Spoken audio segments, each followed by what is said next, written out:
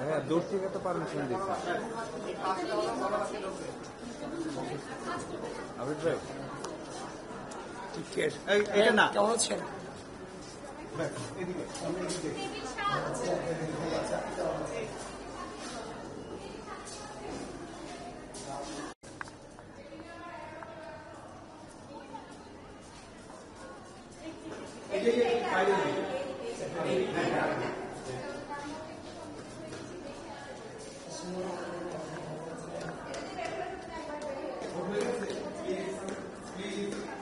আবিদ ভাই, আপনারা আচরণবিধি লঙ্ঘন করতেছেন। এখানে প্রথম থেকে আচরণবিধি লঙ্ঘন হচ্ছে।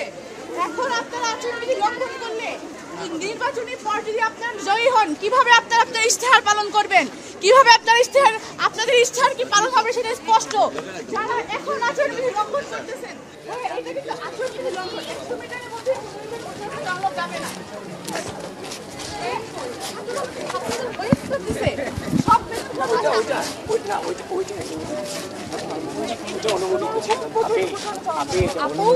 প্রচারণা চালাচ্ছেন, আমিও দেখলাম আপু ভাই সব ধরনের ভাই চালাচ্ছে না, কিন্তু ভাই প্যানেল চালাচ্ছে না। ওইটা অনুমোদিত ছিল আপু, এটা অনুমোদিত ছিল। আমি অভিযোগ তুলেছি কার্জনের হল থেকে শুরু করে কেন্দ্রীয় গেট থেকে শুরু করে এই পর্যন্ত অনেকগুলো প্যানেল এখন পর্যন্ত তারা প্রকাশ্যে কার্ড দিয়ে যাচ্ছে, তারা প্রকাশ্যে প্রচারণা চালিয়ে যাচ্ছে।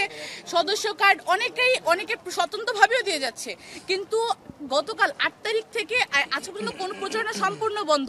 এবং এই কার্জন যে কোনো বুথ থেকে এই 100 মিটার পর্যন্ত কোনো প্রচারণা চালানো যাবে না। সেখানে তারা যে স্পষ্ট প্রচারণা চালাচ্ছে, তাদের হচ্ছে আচরণবিধি লঙ্ঘন যে করতেছে।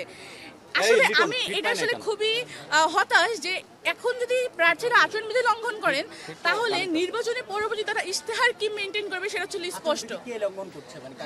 এটা হচ্ছে প্রকাশ্য, আপনাদের সবার হাতে দেখেন যে কাদের কাদের প্যানেলের কার প্যানেলের আছে, ওই অন্যান্য হলে কারা দিচ্ছে, এই হলে কারা দিচ্ছে, এই যে আপনার সামনে এখানে রয়েছে নাম বলবেন আপনার স্পষ্ট। ভাই আমার এখানে নাম বলার দরকার নেই, এখানে আপনার সামনে স্পষ্ট। আমি যদি এটা ধরতে যাই তাহলে এটা কি? পিপিজিএস এজিএস হিসেবে কিংবা হচ্ছে যে প্রার্থী প্যানেলের প্রধান হিসেবে যেটুকু হচ্ছে যে অ্যাক্সেস প্রয়োজন ছিল আমাদের স্বচ্ছতা হচ্ছে যে নির্ধারণ করবার জন্য, আমরা সেটুকু অ্যাক্সেস মনে হচ্ছে এখনো পর্যন্ত পাচ্ছি না। আমি 9:30 থেকে 10টার মধ্যে অনেকে আচরণবিধি লঙ্ঘনের একটা অভিযোগ তুলছে, বিষয়টা নিয়ে কি? আমি 10টার মধ্যে আমি 10টার আচরণবিধি লঙ্ঘনের আমি 10টার মধ্যে 10টা থেকে 10:30টার মধ্যে আমি উদয়নে ভোট প্রদান করব। ওখানে আমি আনুষ্ঠানিকভাবে আপনাদেরকে ব্রিফ করব। আচরণবিধি লঙ্ঘনের যে অভিযোগটা আপনারা করছেন, আমি ভিপি প্রার্থী, প্রার্থী যেটা করছে সেও কিন্তু নিজে এখানে সকাল ধরে এখানে দাঁড়িয়ে আছে। আপনারা করছেন না, ঠিক করছেন। উনি নিজে ভোট চাচ্ছে, সেটা আমি দেখে গিয়েছি আলটিমেটলি। আর আমি প্রার্থী হিসেবে সবগুলো কেন্দ্র কি আছে আমি তো এখানে আসবো, দেখবো। এখন স্টুডেন্টরা এখানে আছে, হ্যাঁ আসসালামু আলাইকুম, এটুকু তো বলা বিনিময় স্বাভাবিক ব্যাপার, এরকম অস্বাভাবিক বিষয় না। তো আপনারা তো নিজের চোখে এটা দেখেছেন, জাস্ট অভিযোগ। দেখেন লিফলেটের যে ব্যাপারটা বলা হচ্ছে, তো আমরা 2019 সালে ডাকসু নির্বাচন করেছি। তো সেখানে হচ্ছে যে আপনার হচ্ছে যে প্যানেলের যে নাম্বারগুলো, মানে ব্যালট নাম্বারগুলো, 41টা ভোটের ব্যালট নাম্বার মনে রাখাটা সত্যিকার অর্থে ডিফিকাল্ট। হয়তো বা অনেকে স্টুডেন্ট এটা না নিয়ে আসতে পারে, সেজন্য আমাদের ব্যালট নাম্বারটা শুধু এখানে রাখা হয়েছে। হ্যাঁ, ব্যালট নাম্বার এখানে ছিল। এখন ছবি সহ গতকালকে থেকে অনেকেই এটা, ম্যাক্সিমাম যত আমি প্যানেল দেখেছি অন্য সব প্যানেলই ছবি সহ এটা করেছে। আর এটা নিয়ে আমরা চিফ রিটার্নিং অফিসার এবং তাদের সাথে কথা বলেছি, সেখান থেকে কোনো বাধা আসেনি। যেমন আমি উদয়নে গিয়েছি, সেখানে কোনো বাধা প্রথমে বলেছিল, পরবর্তীতে কোনো বাধা ছিল না। অন্যান্য জায়গাগুলো তো বাধা নেই। তো সুতরাং শুধুমাত্র ক্লেম করলেই আপনারা মোটিভেটেড হবেন না। আপনারা নিজেরা দেখেছেন এগুলো। যিনি আপনাকে অভিযোগ দিয়েছে তিনি সকাল থেকে সুফিয়া কামাল হলে নিজের প্রচারণা করছেন এখানে দাঁড়িয়ে। আমি আবারও বলছি, যে প্রার্থী আপনাদের সাথে কথা বলেছে তিনিও যে অবস্থা, প্রশাসন অন্যান্য সকল প্রার্থীদেরকে তাহলে উচিত এখানে না আসতে দেওয়া। আমি ভিপি হিসেবে আমার সবগুলা কেন্দ্রে ভোট প্রপারলি চলছে কিনা সেটা দেখার দায়িত্ব আমার না। এবং কেন্দ্রগুলোতে তো আমার অ্যাক্সেস পাওয়ার কথা ছিল, তাই না?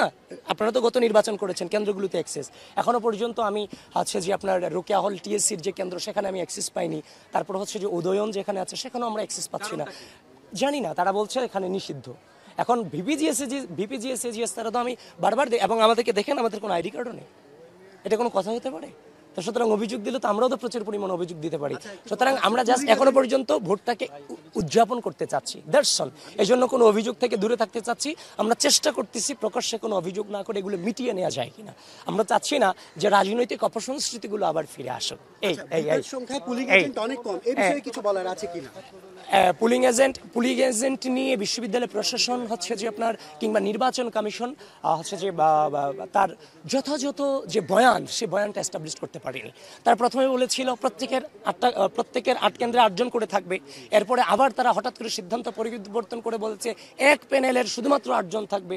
মানে কোনো কিছুরই ঠিক ঠিকানা আলটিমেটলি আমি দেখতে পাইনি। বললাম তো, অভিযোগ করলে অনেক অভিযোগ করা যায়। এখন আপনারা বলছেন তাই বলছি, আমরা একটু সুন্দর সুষ্ঠু নির্বাচন চাই। এখনো পর্যন্ত উপস্থিতি দেখছি, আরেকটু সময় যেতে দেন, তারপরে বলবো। Thank you so much.